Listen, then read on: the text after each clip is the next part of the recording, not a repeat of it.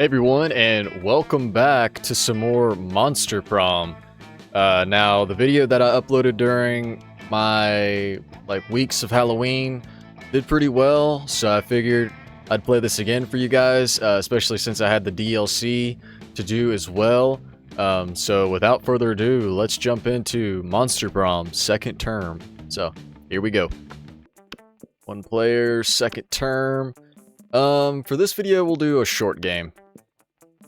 Spooky high school, the sweetest years of our lives. Back then, we were young and unafraid. Sometimes reckless, sometimes brilliant, sometimes just stupid, but always willing to live life to the fullest. We were on a wild journey to discover who we really were. We're gonna go as green again. Yeah, green. Okay. Okay. And we had yet to experience its ultimate challenge, the Monster Prom. I remember it clearly. 3 weeks were left, and as we fantasized about our dream prom dates, we were all scrambling to catch the attention of one of our 8 most charismatic classmates. Scott Howell, a werewolf athlete who compensated for his rather small brain with a stupidly huge heart. Miranda Vanderbilt, a sweet mermaid princess who was as cute as she was genocidal. Hey, my girl Polly Geist, a party ghost with an insatiable hunger for all the wrong things. Damien LeVay, a fearless demon with a taste for destruction and love of fire. Liam D. Lioncourt, a hipster vampire whose standoffish demeanor hid the fact that he was truly a lovable dork. Zoe, forever, an Eldritch cutie who went from endless deity of the dark realms to ultimate fangirl. Calculester Hewlett Packard, a library computer who had become a sentient robot ready to experience life to its fullest. And Vera Oberlin, a mean self-made Gorgon with a merciless sense of business. Okay, so the DLC added 2 new romantic interests. It was clear it had to be one of them, but who?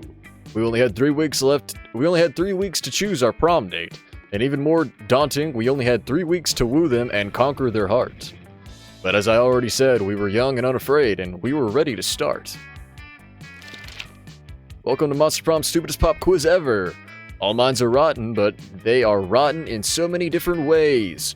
Worry no more, we're now using our PhD in bullshit to diagnose which kind of deviant sicko you are. Monster Prom's stupidest pop quiz ever, trademark, will throw a bunch of absurd questions at you and turn your answers into your character stats. Okay, so yeah, we did this last time. Let's start. What is your soul emoji? Maybe I'll go for different answers this time. Octopus emoji, best animal on Earth. I know 5 mixed drinks. Yeah, we'll go octopus. Which inanimate object... Oh, this is a different question. Which inanimate objects do you think would make the best girlfriend or boyfriend provided you went criminally insane? A dildo, duh. A human-sized pillow depicting a character created by myself. As a matter of fact, I have all the needed paperwork and I am only waiting for the conservative, narrow-minded laws of our country to finally step forward into waifu and husbando territory as was clearly intended by God. An ATM, sugar baby life, here I come. Let's go with the human-sized pillow. Just because it's so creative. Yeah. What would be a deal breaker for a potential lover? The person hates the outdoors, the person is mediocre, the person lacks manners, the person is boring, the person lacks taste. The person thinks Asuka is the best waifu. Let's go with the person lacks taste. Of course, it's the hipster. What's the sexiest type of knowledge a lover can have? How to set stuff on fire, a bachelor's in engineering, lyrics to all Disney songs, all the principles to build a financial empire, an accurate approximation of all fictional creatures' genitalia, how to make a killer cocktail out of anything. All the principles to build a financial empire. Alright, so where do we want to go first? I'm kind of feeling the auditorium. That day, while rehearsing for the class play, it's as though the muses themselves had descended to give you a figurative blowjob. Your performance is intense and inspiring. It'll be remembered for generations, which is pretty rad by high school play standards. You gain +2 creativity. Nice. Later, you hear Vera and Liam in a heated conversation which seems to contain some pretty sexual explicit language, so naturally you go eavesdrop. Lame. Oh, their costumes are cool. Speaking as... what would be a good voice for him? I can't really remember what I didn't really do voices last time. Speaking as a male, I can say that even I grow weary of the infantilizing monotony of the male gaze. Thank you. See, I want to advocate for the Gorgon gaze instead, but that would just turn people rock hard. Wait, isn't this the same? That's not an erection joke. People would die. Personally, I think hentai is the sort... Yeah, we did this before. What am I supposed to do? Just grow a dick during sex? Yeah, this happened in our first playthrough. I think I answered it this way last time. Let's do it this way. Not so charming. So now because I'm a woman who wants better for herself, it's up to me to handle things? I thought it was like either he liked this answer or you liked that answer. I have plenty of shit on my own to worry about without heading up a hentai studio. I'll have you know I am a straight-A student, and that's only partially thanks to bribery. The rest is hard work and extortion. And what does Vera know about production anyhow? Surely she would be in far above her abilities, as she has no experience. Ugh. That is, did you not hear her? She has more important things to do. Two of them storm off haughtily to continue their deep discussion about pornography, somehow free of stupidity. You lose 2 smart and 1 charm. Damn. We're already off to a bad start. Sure. Let's talk to the new characters. You sit down with Zoe and Calculester. Calculester. Zoe seems to have brought some fresh sanity today. That is, she has a screaming man strapped to the table and currently siphoning his sanity out through his eye sockets. Friend Zoe, I am afraid I must take issue with your current practice. What, eating? Eating in a manner which causes a human to repeatedly scream, "Kill me!"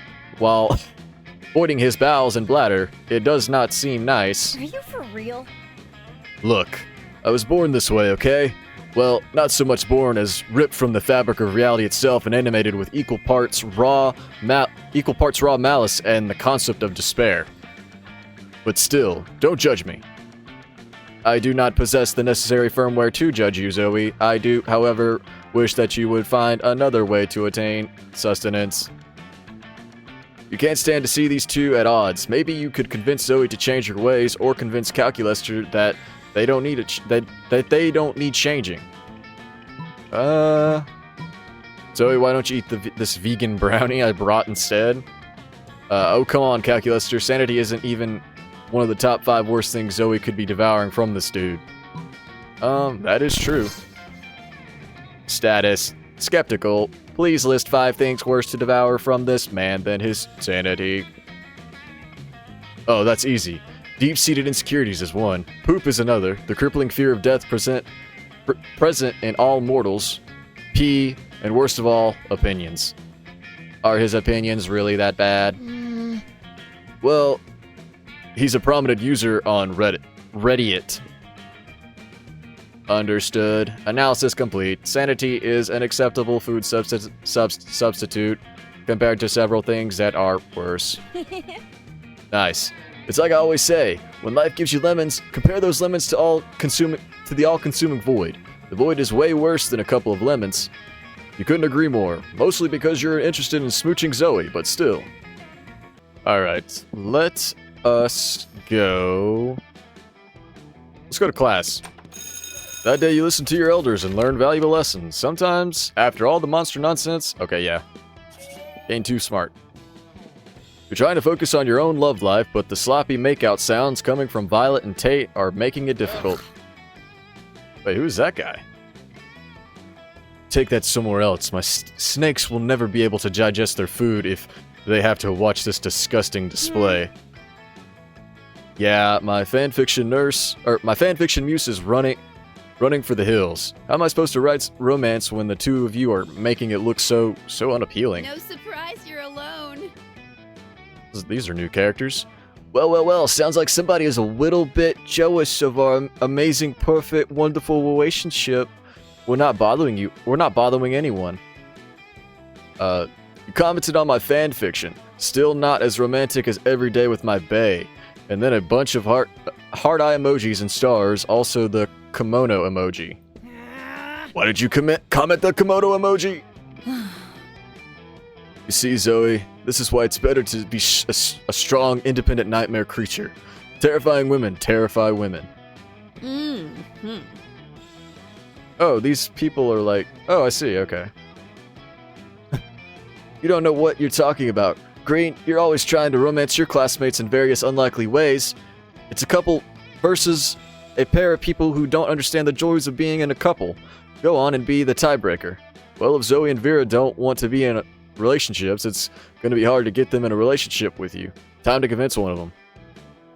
Vera, historically, the only reason why people married was tactical alliances and increasing the wealth of both families, so really, marriages are a great way of solidifying and increasing power and material gain. Zoe, when you're in a relationship, you can do silly couples costume for Halloween, like peanut butter and jelly or puberty and shame. Let's go. Oh, Zoe. Oh my gosh. Yes, this is exactly why I became a high school girl. To do couples Halloween costumes? That's oddly specific. Yes, dressing with your love as salt and pepper, a key and a lock, raisins and an air conditioner, windows and doors, a bulletin board and a water fountain. Okay, now you're just listing whatever you see. Ooh, couple costume idea. Go as Violet X Tate, or Miranda X Damien, Liam X Damien, Calculester X Scott, Calculester X Miranda. Now you're just listing our classmates. Of course! If you can't cosplay as your own classmates, how the hell are you gonna cosplay anyone else? Can I get an amen? Amen! Of course, Zoe is a RuPaul's Drag Race fan.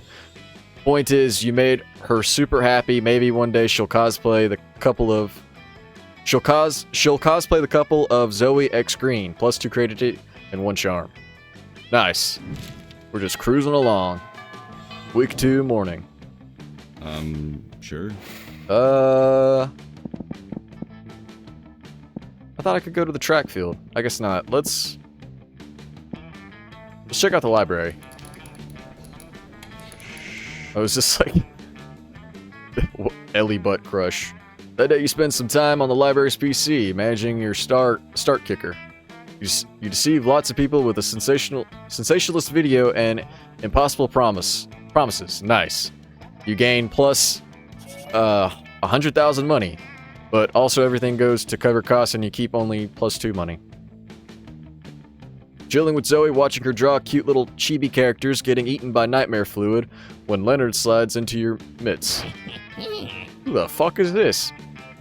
Hey, your art's not bad for a girl. I might have a major opportunity for you.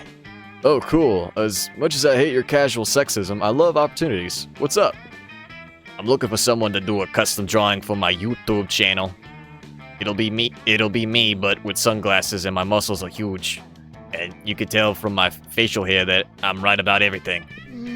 This shirt says send nudes. Yeah, I could probably do that. No guarantee that it won't drive your viewers insane, though. Heh, if they go insane, then they weren't true fans to begin with. Great, let's talk a little more about what you want, and then we can negotiate a price for the commission. Excuse me. Price. Exposure to my 284 YouTube subscribers isn't good enough for you. What? No? Wow, typical. Here I am trying to give you the opportunity of a lifetime and you can't think of anything but money. Did you hear me when I said how many subscribers I have? 284. And that's just right now. By the end of this weekend, it could easily be 285 or 286. And from there, it's just a few orders of magnitude until I hit 600. A real savvy artist would understand the value of getting in good with me while I'm still on the rise. This could be huge for you. Anyway, TLDR, no cash right now. I'm investing on my capital in my craft in the hopes of maybe someday becoming a YouTube sensation. You're an artist. Do it for the love of the art, or whatever dumb fucking reason artists have for doing art shit. As Leonard pours more and more garbage words out of his mouth, you can feel the air around Zoe turning into pink tentacles of wrath. Uh-oh. If you can't broker a deal between these two, who knows what will happen to reality.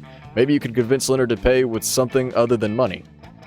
Why don't you pay with one of your kidneys? I mean, you've already got two, and once you're a YouTube sensation, you can buy as many kidneys as you want. If all you've got right now is hope for the future, why not pay with your future? Pledge to be Zoe's indentured servant from ages 32 to 36. Let's go kidney. Hard pass. Ah, damn it. Excuse me? What in the 9 dimensions of unspeakable torment makes you think you can negotiate on my behalf? I have no interest in Kappa kidneys. I only eat angel kidneys. You know, the kidneys of David Boren, whatever, famed star of TV's Angels. TV's Angel. Those are collector's item. These kidneys, though, I wouldn't eat them even if they were signed by the entire cast of Firefly. Fine, I'll take my limited edition signed kidneys elsewhere. Congratulations on missing out on a one-in-a-lifetime exposure opportunity.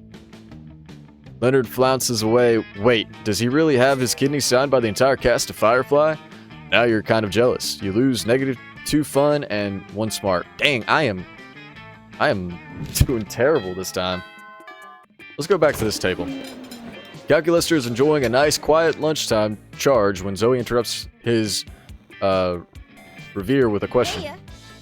Hey, Calculaster, I'm making a quiz so students can figure out which spooky high vending machine they are. You're friends with the vending machines, right? I am friends with every person, friend Zoe. But like, are the vending machines people that you're friends with? That is a rather insulting question. Yes, vending machines are people, and yes, I am friends with them. Oh, so vending machines have feelings? Of course they have feelings. Which feelings? Shit. I do not. No, I am a terrible friend. Oh man, don't be sad. We can figure this out together for my quiz. Or we can figure this out together for my quiz. But how can we talk to the vending machines about their feelings? Use pure logic, Cal. Pure logic, Cal. Vending machines seem to give away things when you put money in them. So put coins in and ask them about their feelings. Just look up their manuals online. I love conducting obsessive online research on all of my favorite topics. Don't you, Zoe?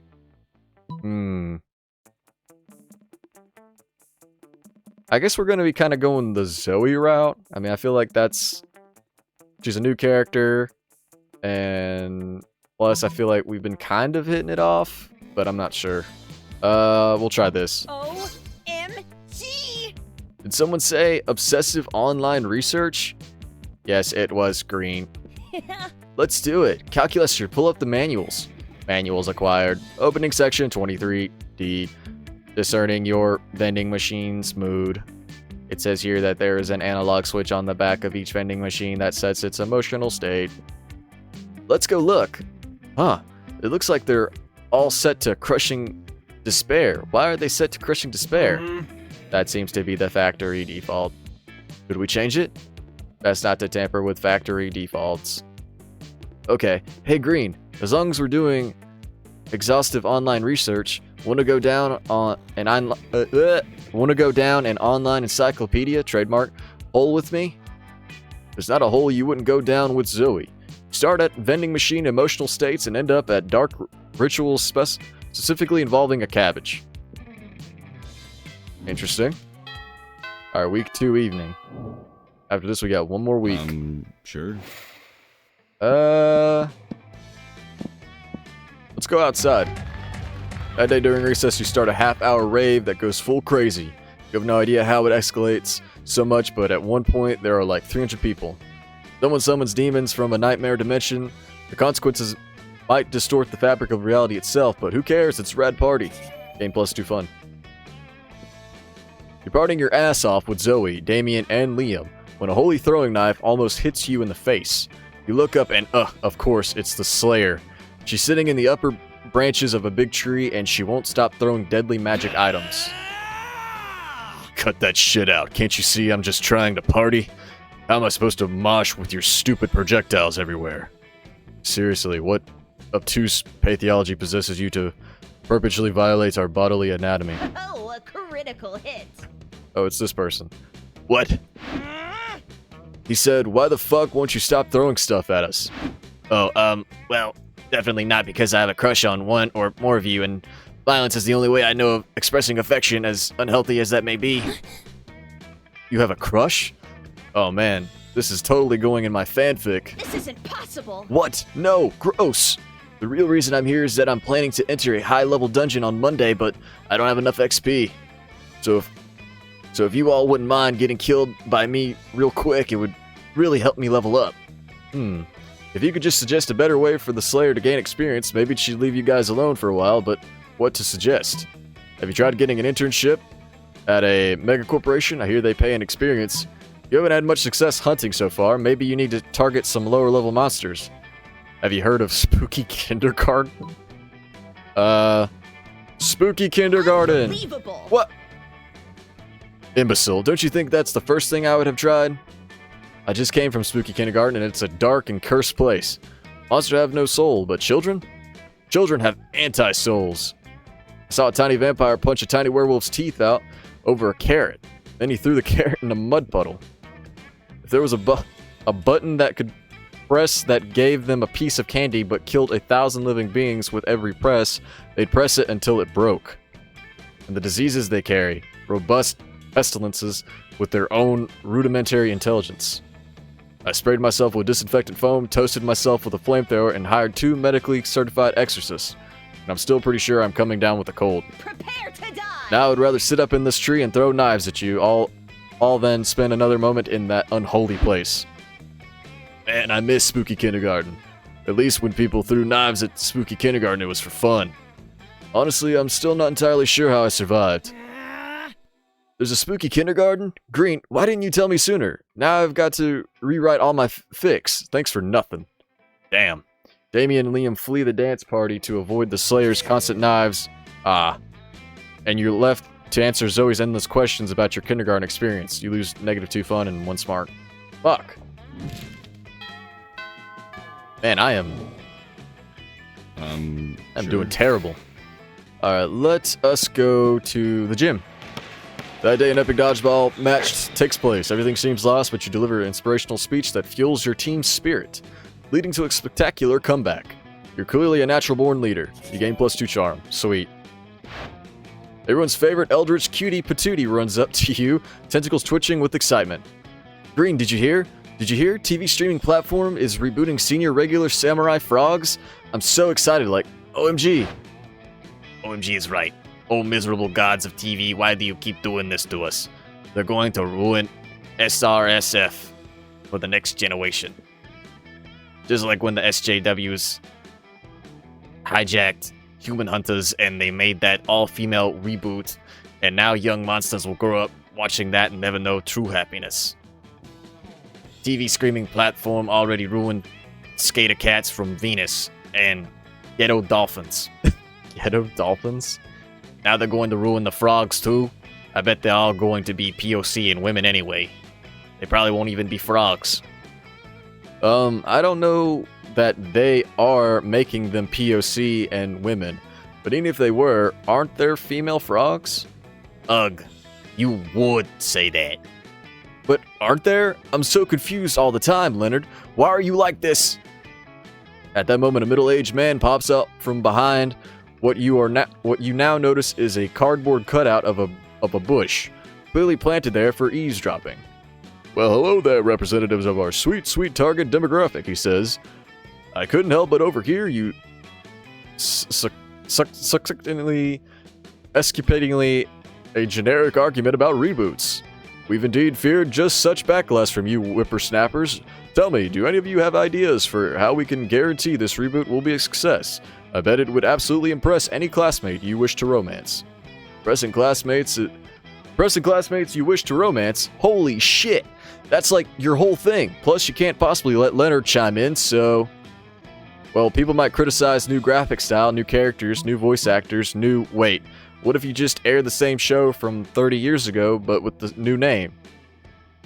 Add a hip new character to hook the target demo, like a surfer skater dog with a goatee and super cool sunglasses or something. Oh, we gotta go with the surfer skater dog. Yes, of course. When adding new characters, there's always a danger of facing criticism, unless the character is just so awesome. Ooh, what if you add a rabbit with a beard and tattoos who is also a motorcycle? Perfect. And he can have a PhD in selfies and kill any industry with a snap of his fingers, just like a true millennial. Plus, he's the national champion of dabbing. What the fuck? Are you kidding? This sounds like some pandering bullshit. And I would consider your input valuable, but that purple chick pitched it in such a calm and even-keeled way that she must be right. I gotta go get this to the art department right now. And by the art department, I just mean my friend Art. He draws things. His name is a mere coincidence. Goodbye, sweet target demographic. I can't believe I designed a character for a major animated series. I can't believe he has a PhD in selfies. You can't believe it's not butter. Just kidding. You believe all of this? Spooky High is weird as fuck. But hey, take +2 fun and +1 money for money bonus. I guess let's continue talking to Zoe. Sit with Zoe and Damien. Damien seems angry, but in a low energy way, which is very weird for him. You feel the urge to check. Don't talk to me, fuck mice. I have a cold and I feel like shit, and I just want to drink my soup and murder someone. What's that adorable little cup you're drinking from? What? This cup is not adorable. It's a trophy that I took from a super buff dude after I killed him. But it says #1 son of all hell on it. Yeah, well, maybe the buff dude was the #1 son of all hell before I killed him and took his soup. Mug, shut up. Don't look at me.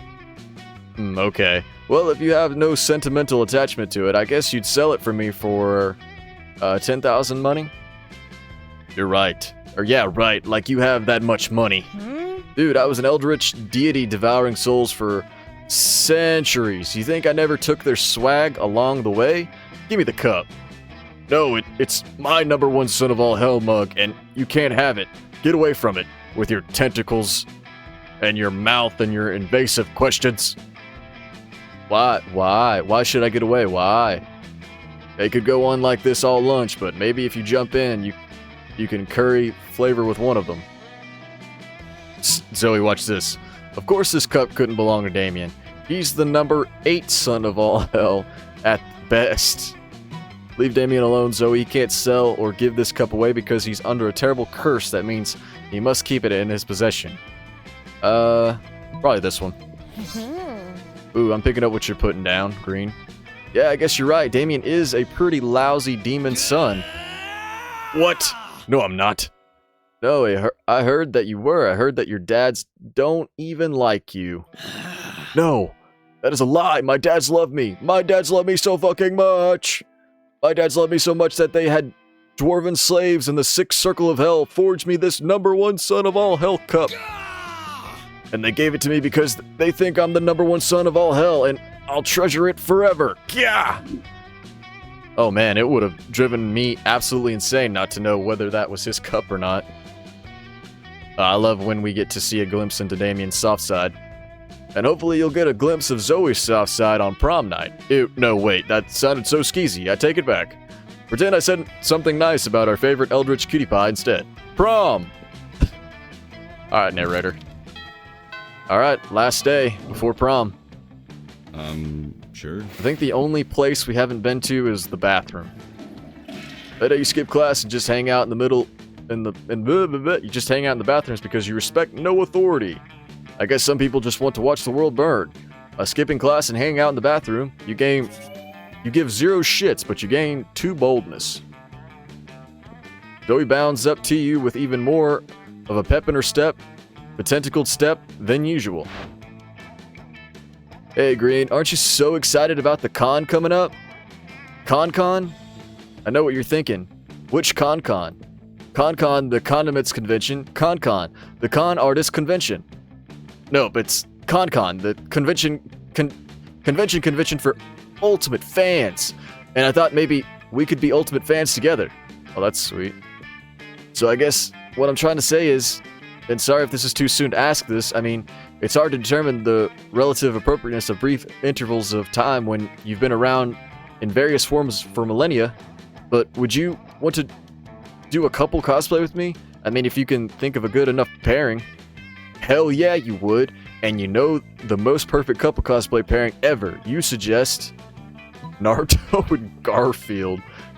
The neoliberal system and the unbearable feeling of a void that no material good can fulfill. Naruto and Garfield. OMG! Oh my gosh. That mean that you Oh my gosh, does that mean that you read it, Green? You've read my masterwork? Uzumaki, Roni, and Cheese, in which Naruto's long-term seduction centers around overriding Garfield's eternal devotion to lasagna with his amazing ninja mac and cheese cooking abilities? That sounds interesting. What's your favorite chapter? I love the big pup-related plot twist in Bora Odi. But I also really like A Bad Case of the Blood Prison Mondays. Jesus Christ. And of course the chapter where they finally have penetrative sex is really, really good. So I guess the only question left really is, who is going to be Garfield and who is going to be Naruto? And is it going to be original comic strip Garfield, CGI movie Garfield, or live action Hungarian soap opera Garfield? Do I want to be Naruto? And if so, do I want to be gender bent Naruto or just the crossplay him? Actually, I guess there are a lot of questions left, but there's only one answer. Zoe and Green taking Con as Naruto and Garfield. Possibly respectfully. Possibly not. Done. Aw yeah. And making these sick plans just gave you +3 charm because everyone knows how cool cons and cosplay are. Duh. Alright, it's prom time. Yep, we're taking Zoe. Zoe to the prom? Yes. Sure. Let's see if this works out. You finally pluck up your courage and ask your beloved to go to the monster prom with Are you. you for real? Oh, that's very flattering, but I can never date you. You see, my favorite secret ship ever has been Green X, a bowl of cereal. Don't get me wrong, you're funny and sort of sexy, but what kind of person would I be if I destroyed my favorite ship ever? A monster? But like the bad kind. Hard pass. So, hard pass. Ooh, headcanon idea. Zoe No, I doesn't got like rejected. It's okay, you moved on from this horrible and shameful failure. Became a functional person, eventually you met a sweet banshee called Ash. You shared lots of common interests, and after dating for some years, you married. One day in the middle of a casual conversation, you mentioned how you couldn't get a date for Monster Prom. Despite your years of happiness, your marriage couldn't endure such pathetic revelation, and so Ash abandoned you the next day. Jesus. And thus you lived the rest of your life alone and sad.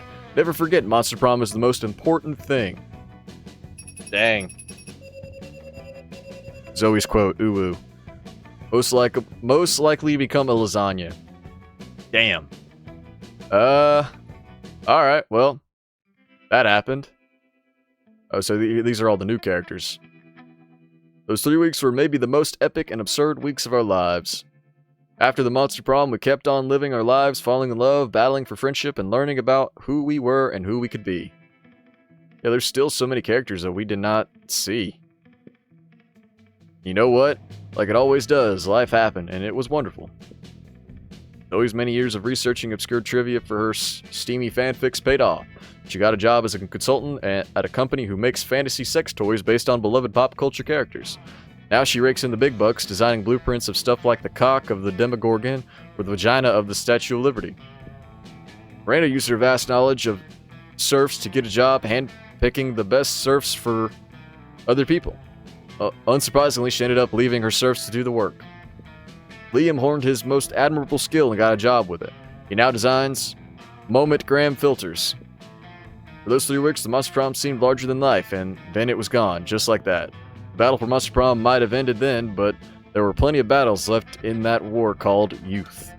But once again, we were young and unafraid, and we were ready to start. Alright, well that is going to do it for Monster Prom. We didn't really get a good ending, but we got to see some of the new characters and some new interactions. And I mean, we did get an ending, but it's not, like I said, it's not a very good one.